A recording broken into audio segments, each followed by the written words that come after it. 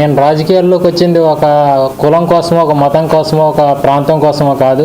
ప్రతి కులంలోని పేదలు ఉన్నారు, ప్రతి మతంలో కూడా పేదలు ఉన్నారు, ప్రతి ప్రాంతంలోనే పేదలు ఉన్నారు. అలాగే నేను పేదల కోసం రాజకీయాల్లోకి రావాలనుకుంటున్నాను. వాళ్ళ సమస్యల్ని చట్టసభల్లో నేను బలమైన గొంతుతో వినిపించి ఆ సమస్యను పరిష్కరించే విధంగా నేను పోరాటం చేయాలన్న ఉద్దేశంతో రాజకీయాల్లోకి రావాలని అనుకునే ఉదయం నేను ప్రకటించాను. వెంటనే మన బ్రదరు శ్రావణ్ కుమార్ గారు వెంటనే నాకు ఫోన్ చేసి ఇలా కలవాలని వెంటనే నేను వెంటనే వచ్చి సార్ని కూడా కలుసుకుని ఆ పార్టీ యొక్క సిద్ధాంతాలు తెలుసుకున్న ఉద్దేశంతో నేను ఈరోజు ఇక్కడ రావడం జరిగింది. నేను అతి త్వరలో రాజకీయ కార్యాచరణ అనేది అతి త్వరలో మొదలు పెడతాను. ఏం చేయాలి ఏంటనేది అందరికీ తెలియజేస్తాను. నా పక్కన కూర్చున్నటువంటి సోదరుడు మా తమ్ముడు శ్రీనివాస్ మర్యాదపూర్వకంగా ఈరోజు నన్ను కలుసడం జరిగింది. తనకున్నటువంటి ఒక మంచి సమాజం పట్ల అవగాహన, ఈ రాష్ట్రంలో ప్రతి నిరుపేద, ప్రతి దళిత బిడ్డ, ప్రతి బహుజన బిడ్డ, ప్రతి ఒక్కళ్ళు సంతోషంగా ఉండాలి, ప్రతి ఒక్కళ్ళకి ఉపాధి కావాలి, ప్రతి ఒక్కళ్ళకి బతుకు తెరువు వాళ్ళ సొంత కాళ్ళ మీద నిలబడాలని ఆలోచించే అతి కొద్ది మందిలో నా పక్కనే ఉన్నటువంటి శ్రీనివాస్ ఒకడు. నిజంగా ఒక తమ్ముడిగా ఈ రాష్ట్రంలో అణగారిన వర్గాల జాతిలో పుట్టినటువంటి బిడ్డగా నేనైతే గర్విస్తున్నా. ఈరోజు దగాపడ్డ దళిత బిడ్డల్లో ఒక బిడ్డ మా తమ్ముడు. సరే, నేను వివరాల్లోకి వెళ్ళను, అది రాష్ట్ర ప్రజలందరికీ కూడా తెలుసు. సో కోర్టు పరిధిలో ఉంది కాబట్టి నేను కానీ శ్రీనివాస్ కానీ దాని గురించి మాట్లాడు. కానీ నేను మీ ద్వారా రాష్ట్ర ప్రజలందరికీ తెలియపరిచేది ఏంటి అంటే, రాజకీయాలు అనేవి చాలా ఫ్రీగా, ఫెయిర్గా, ట్రాన్స్పరెంట్గా ప్రజల వద్దకు వెళ్ళి ఆ రాజకీయాలని చేయాల్సిన పరిస్థితుల్లో కుట్రలతోటి, కుతంత్రాలతోటి రాజకీయాలు మారాలి.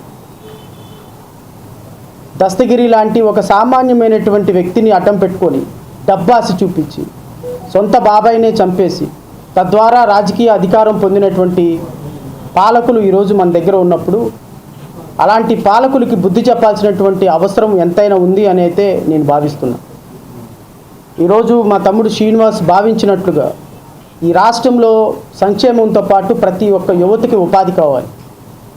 ఈ రాష్ట్రంలో నిజమైనటువంటి ప్రజాస్వామ్యం, దళిత బిడ్డలకి మంచి స్వతంత్రం రావాలి అని తను ప్రతి క్షణం తపన పడుతున్నాడు.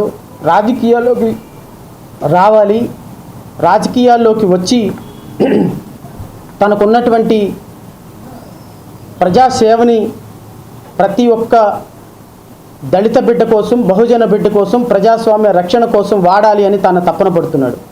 అలాంటి తపన పడుతున్నటువంటి శ్రీనివాస్కి నేను మనస్ఫూర్తిగా హృదయపూర్వకంగా కృతజ్ఞతలు తెలియజేస్తున్నా.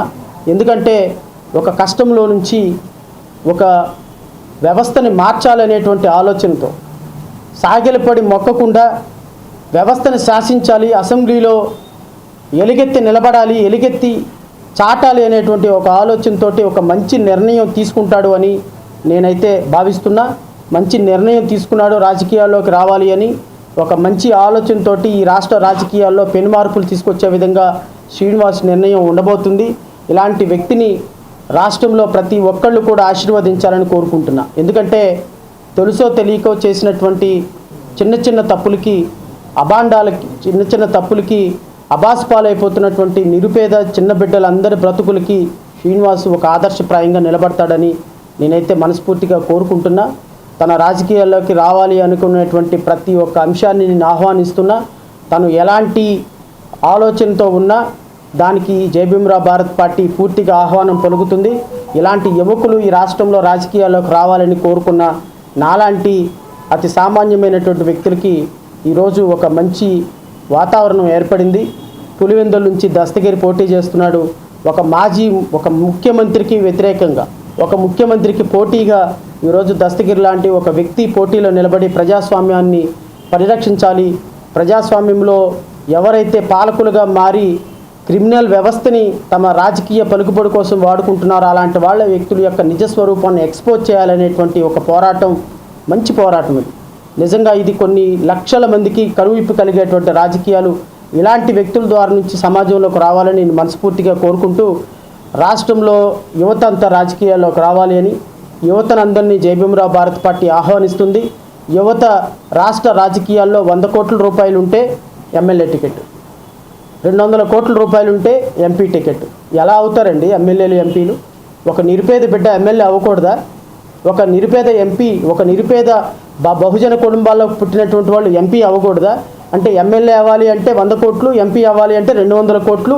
మళ్ళా రేపొద్దున వాళ్ళు బీఫామ్లు కొనుక్కొని మరలా దానికి ఖర్చు పెట్టుకొని ఈ విధంగా చేస్తే తప్ప అసెంబ్లీలోకి వెళ్ళలేని పరిస్థితి ఉంటే, ఇలాంటి బిడ్డలు అసెంబ్లీలోకి వెళ్ళాలనుకున్న వాళ్ళకి ఎవరు అవకాశం ఇస్తారు?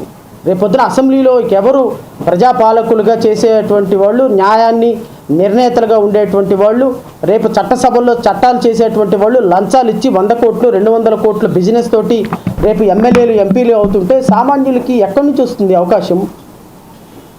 రేపొద్దున 20 లక్షలు 25 లక్షలు పెట్టుకొని లిజిటిమేట్ ఎక్స్పెండిచర్ తోటి ఎమ్మెల్యే కావాలి అనుకుంటున్న వాళ్ళకి భరోసా ఏంటి?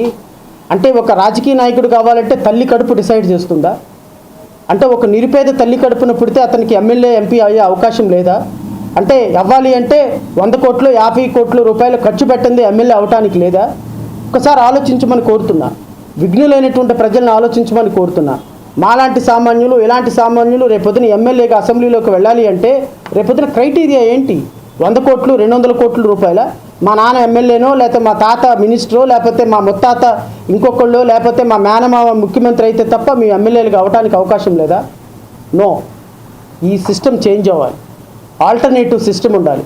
నిజమైనటువంటి ప్రజాస్వామ్యానికి, నిజమైనటువంటి ప్రజా వ్యవస్థకి రూపాయి ఖర్చు పెట్టకపోయినా మనసును చూసి, మాటను చూసి, నాలెడ్జ్ని చూసి, ప్రజలకి సేవ చేయగలిగే ఆలోచన చూసి రేపొద్దున ఎమ్మెల్యేలుగా ఎంపీలుగా అవ్వాలి అనేటువంటి కాంక్షతో ఏర్పడిన జై భీమరావు భారత్ పార్టీ ఇలాంటి యువకులందరికీ ఆహ్వానం పలుకుతుందని మనస్ఫూర్తిగా తెలియజేసుకుంటూ